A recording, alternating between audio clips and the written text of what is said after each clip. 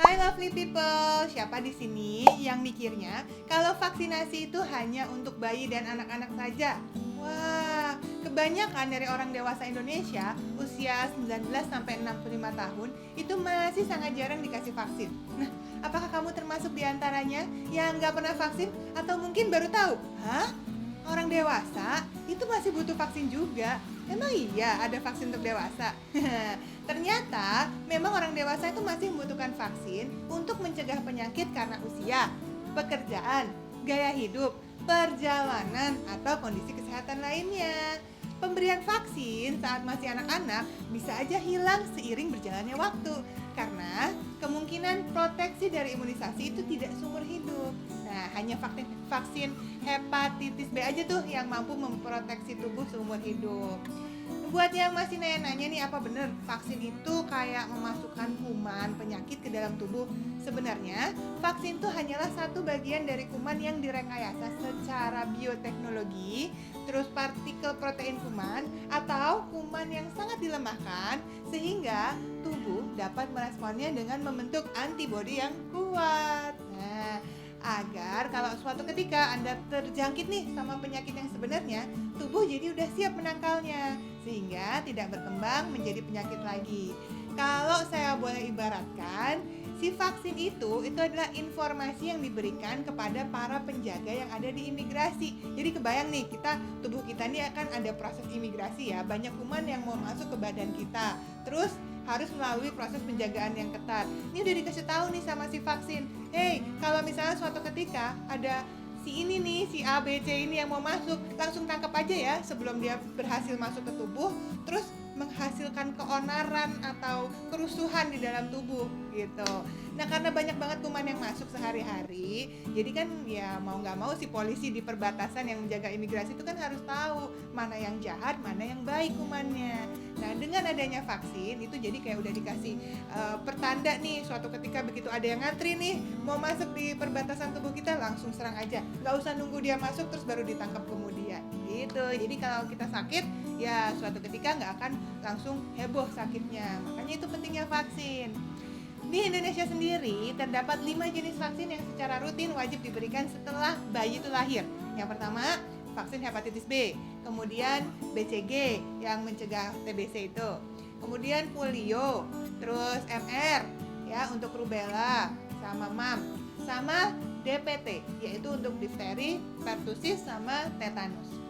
Kalau misalnya kalian nih lovely people belum mendapatkan vaksin tersebut waktu kecil, sebaiknya segera cari deh, meski saat ini sudah dewasa. Nah, kalau misalnya sudah mendapatkannya, ya ini penting untuk meningkatkan sistem kekebalan tubuh terhadap penyakit. Nah, kali ini saya mau bahas ada 10 vaksin untuk dewasa yang tersedia dan disarankan. Yang pertama, yakni vaksin difteri dan tetanus atau TD ya bolehlah. Difteri ini merupakan penyakit akut yang menyerang saluran napas, kulit, dan mata. Nah, penyakit ini disebabkan oleh infeksi bakteri namanya Corynebacterium diphtheria yang ditularkan melalui kontak langsung dengan penderita. Nah, penyakit difteri itu sangat mudah menular dan sangat berbahaya. Bahkan, dia bisa merenggut nyawa penderitanya. Nah, meski demikian, difteri ini bisa dicegah dengan melakukan vaksinasi. Nah, salah satu jenis vaksin difteri yang dibutuhkan oleh orang dewasa adalah yang tadi saya udah bilang, vaksin DT atau TD itu. Vaksin ini merupakan jenis vaksin lanjutan yang diberikan atau diulang setiap 10 tahun. Oke, itu tadi vaksin yang pertama. Kemudian yang kedua ada vaksin pneumococcus atau PCV. Nah, vaksin PCV ini sendiri diberikan untuk mencegah pneumonia. Ya, sempat viral ya penyakit pneumonia ini karena kita belakangan jadi tahu COVID-19 bisa menyebabkan pneumonia. Tapi ini beda. Kalau pneumonia yang ini adalah penyakit radang paru yang disebabkan oleh bakterinya namanya Streptococcus pneumonia. Pneumonia ini itu memang sering terjadinya pada orang dewasa, terutama usia lansia yang sudah berusia 60 tahun ke atas gitu ya. Dan resikonya akan meningkat kalau usianya lebih lanjut lagi. Kemudian tadi vaksin yang kedua, sekarang vaksin yang ketiga. Ada lagi vaksin namanya yellow fever atau vaksin demam kuning. Pernah dengar nggak nih?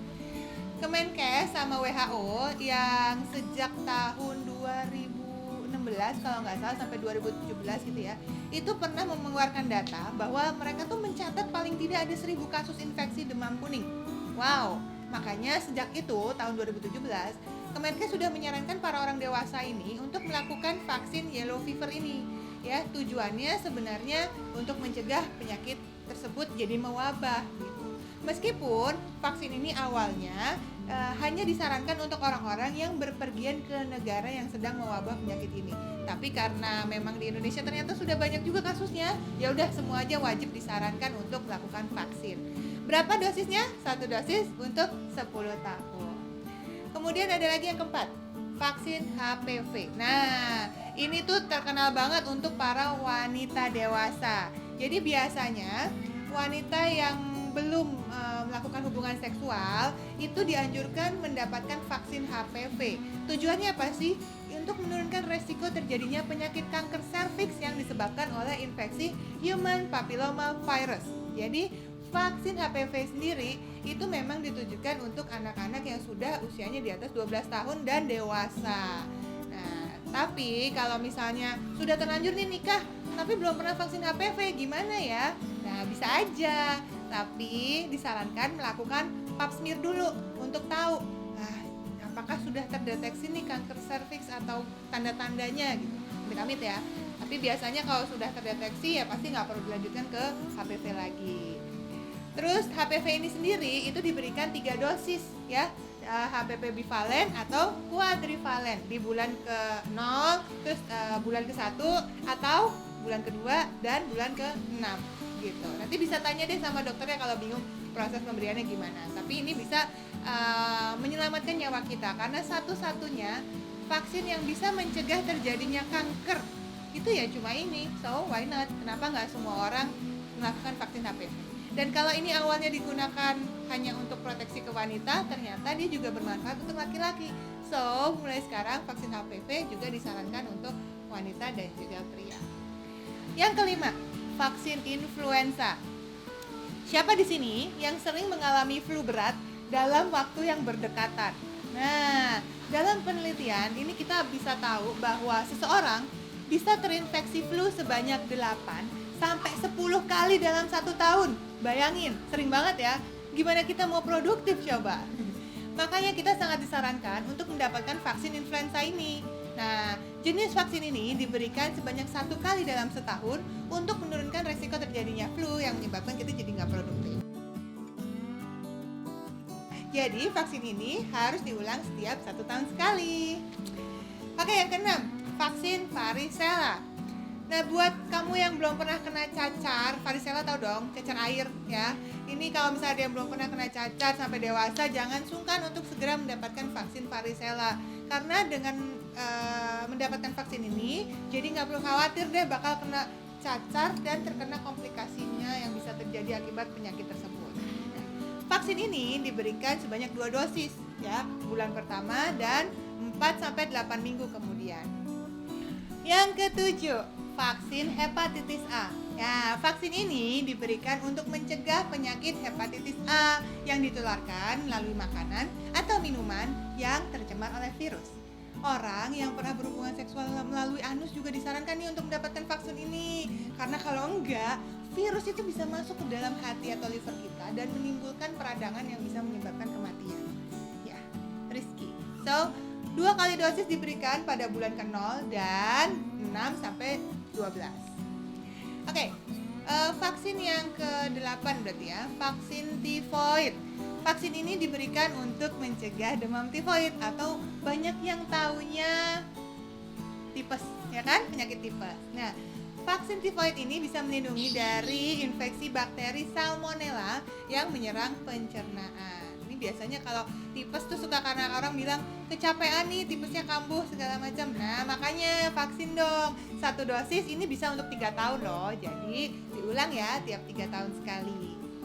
Kemudian yang ke-9, vaksin meningitis. Ini buat yang udah pernah umroh atau naik haji ya, Pak Haji, Bu Haji, pasti udah pernah vaksin meningitis dong, ya kan? Karena di tanah suci sana kan sempet mewabah ya, makanya semua orang diwajibkan harus vaksin meningitis dulu sebelum berangkat. So, buat semuanya kalau misalnya mau bepergian ke sana atau mau proteksi di Indonesia juga nggak masalah sih, nggak usah sungkan-sungkan, langsung vaksin aja di klinik atau rumah sakit terdekat gitu. Tapi saya mau ngomong sedikit tentang meningitis. Mungkin ada yang belum tahu meningitis itu apa sih? Meningitis itu adalah penyakit infeksi pada selaput otak dan sumsum tulang belakang. Penyakit ini tuh bisa fatal, mulai dari menimbulkan gejala mual muntah, muncul ruam di kulit, suhu tubuh meningkat secara mendadak sampai nyeri kepala dan mengakibatkan kematian. Dan untuk vaksinnya sendiri tersedia 1 dosis yang bisa bertahan untuk 2 tahun proteksinya. Jadi lumayan ya, 2 tahun sekali vaksinnya, apalagi kalau mau berpergian ke tanah suci tadi. Oke, yang ke-10. Wah, ini dia. Vaksin Japanese encephalitis. Ini vaksin yang terbilang cukup baru di Indonesia diwajibkan ya, terutama untuk dewasa dan anak juga sih. Kenapa? Karena vaksin JE, istilahnya JE ya, itu berguna untuk mencegah terjadinya infeksi encephalitis alias radang otak. Vaksin ini diberikan pada orang yang rentan, baik untuk mencegah maupun untuk menurunkan resiko terjadinya komplikasi yang mematikan. Dengan mendapatkan vaksin yang tepat, penyebaran penyakit di masyarakat bisa diperkecil hingga hilang sama sekali. Oleh karena itu, jangan sungkan untuk mengunjungi pusat kesehatan terdekat untuk mendapatkan vaksinasi agar Anda dan keluarga terlindungi dari segala penyakit berbahaya.